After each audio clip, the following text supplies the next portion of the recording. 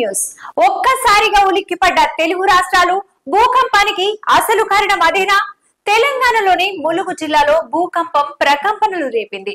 తెలుగు రాష్ట్రాల్లో ఒక్కసారిగా భూమి కంపించడంతో ప్రజలు ఇళ్ల నుంచి పరుగులు తీశారు. తెలంగాణ, ఆంధ్రప్రదేశ్ లోని పలు ప్రాంతాల్లో డిసెంబర్ 4 బుధవారం రోజున భూకంపం సంభవించింది. భూకంప తీవ్రత రిక్టర్ స్కేల్ పై 5.3గా నమోదైంది. ములుగు జిల్లాలోని మేడారానికి ఉత్తర దిశలో భూకంప కేంద్రం నమోదైందన్నారు NGRI retired scientist Shri Nagesh.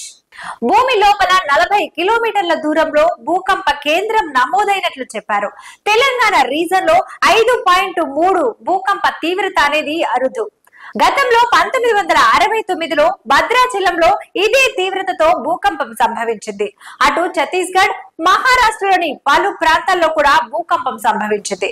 ఉదయం 7:20 నుంచి 7:26 మధ్య భూకంపం సంభవించినట్లు అధికారులు తెలిపారు. ఇది వాటి న్యూస్. చూస్తూనే ఉండండి i7 న్యూస్.